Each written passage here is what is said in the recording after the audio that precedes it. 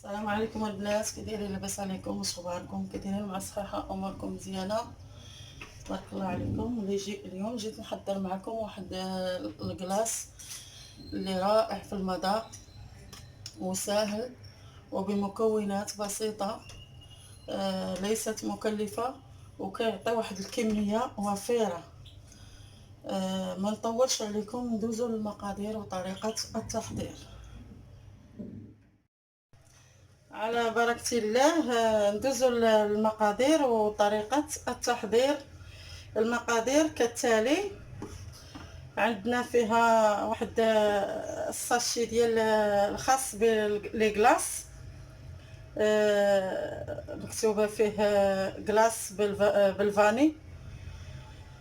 الا ما كانش هذا النوع هذا، الا ما كانش راه كاين، انا كنستعمل بعض المرات لاموس ولا الكريم شانتيي، اللي كان هادو كيخدموا في لي كلاص، كيجيو زوينين. دابا الوليدات الصغار تيبغيو لي كلاص بزاف، ماشي غير الوليدات، راه حتى حنا تنبغيو لي كلاص، ما نلصقوهاش في الوليدات. هذه واحد البواط فيها 100 غرام.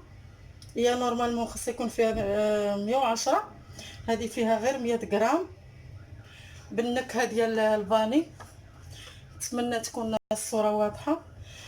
عندي هنايا اللوز اللي حمرته في الفران وهشيته هرمشته غير بقشورو، حيت القشره كتعطي واحد اللذه اللي رائعه. وعندي هنايا هذا الكريم كراميل، خديت واحد البواطه فيها 390 غرام، خديت غير النص ديالها حيت حلوه بزاف. وعندي نصف لتر ديال الحليب، نصف لتر ديال الحليب كيكون بيان كلاصي باش طلع لينا هاد لاكريم. انا درتو في الفريغو حتى ولاو فيه دوك الشقيفات ديال الثلج، ولاو فيه. هذه حتى هي هاد المول كنت دايرها في الكونجيلاتور، هادو حتى هما درتهم في الكونجيلاتور. هادو حيدتهم من الباطور ودرتهم في هذاك باش كتنجح لينا هذيك، كتطلع مزيان وتنجح. دابا غادي ندوزو للطريقه. ناخذوا هاد الساشي ديال الكلاص. سبقت وقلت لكم الا بغيتو ديروا هذه لاموس ماشي مشكل، ولا هذه ولا الكريم شونتيي. نخويو هذاك نصف لتر ديال، خويت الساشيه ديال هذا الكلاص، غادي نخوي عليه هذاك نصف لتر ديال الحليب اللي سبق وذكرت لكم. يكون بارد بزاف، يكون بدا كيجمد باش تنجح. ما غاديش نضيف السكر حيت الكريم كراميل حلو، حلو بزاف، ولا ما نزيد السكر. دابا غادي نخدمها تقريبا كتاخذ واحد 10 دقائق ديال الخدمه.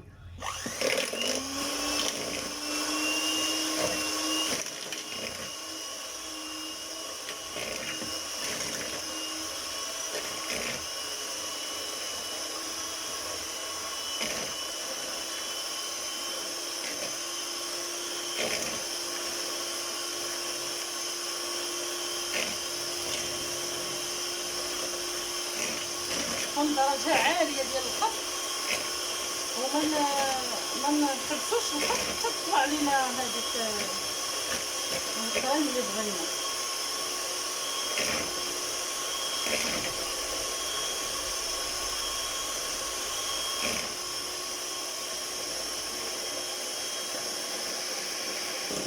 هاي باش كتطلع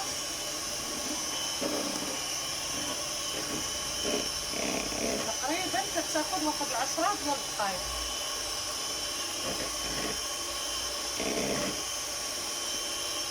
وما نحبسوش هذا، ما نحبسوش الطراب ديال هذا، نحاول نصرفو حتى نحصلو على الكريمه اللي بغينا.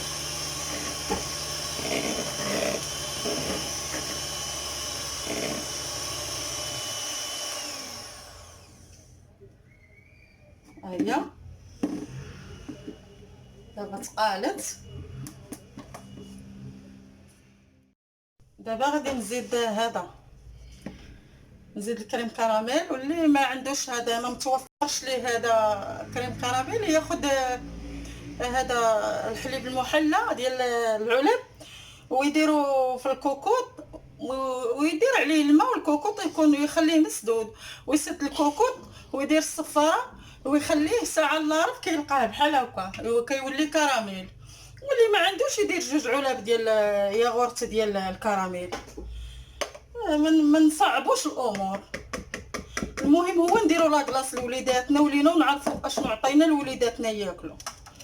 دابا غادي نزيد هاد تقريبا 3 المعالق كبار، وما نديروش السكر حيت اصلا هذيك الكلاص الغبره حتى هو حلو، وهذا كريم كراميل حتى هو حلو. وإلا جا الكلاص حلو بزاف عاوتاني كيجي ما هواش. دابا غادي نستمر في الخفق حتى نخلط هاد الكريم كراميل و كينسجم مع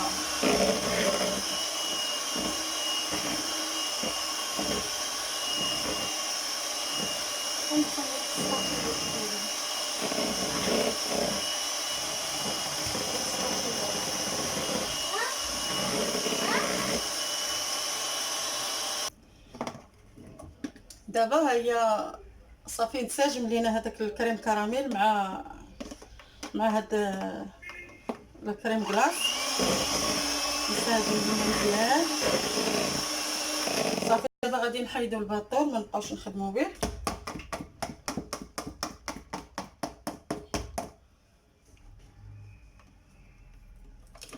دابا غادي نجيبو هاد اللوز اللي هرمشناه بالجلوف ديالو باش يجيب لينا واحد القرمشه زوينه في الكلاص.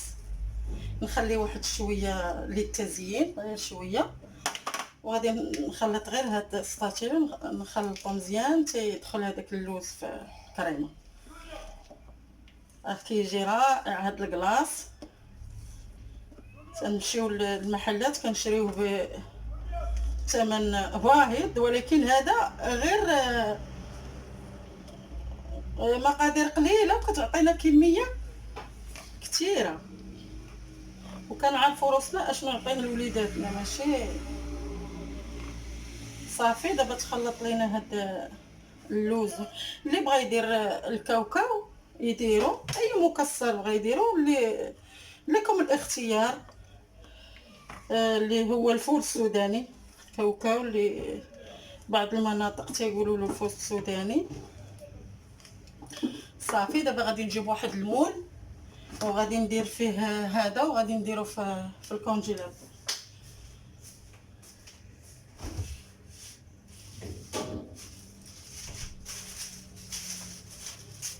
المول اللي فرشت ليه واحد البلاستيك باش يسهل علينا النزع ديالها ملي تجمد، ولو انها كتزول بسرعه.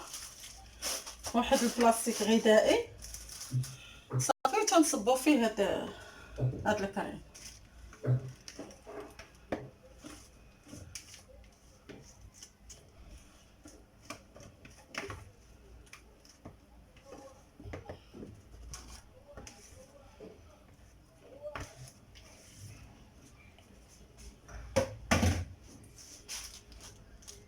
صافي تنوزعوها هكا باش نقادو الشكل ديالها.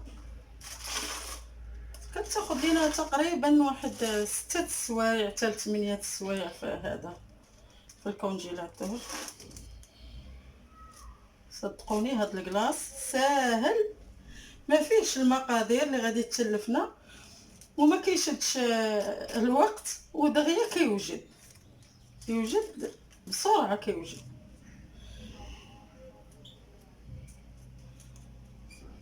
تقريبا الوقيته اللي كتشد لينا ديال الخفق ديال 10 دقائق هي اللي كيوجد فيها الكلاص. صافي وكنديروه في هذا في الثلاجه حتى كيجمد، نجبدوه كنعطيوه لوليداتنا بالصحه والراحه. هاد الكلاص راه كيستحق التجربه.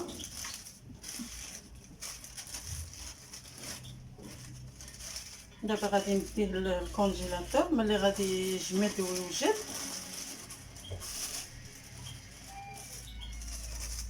صافي غادي نرجع معكم باش نشوفوا الشكل النهائي ديالو.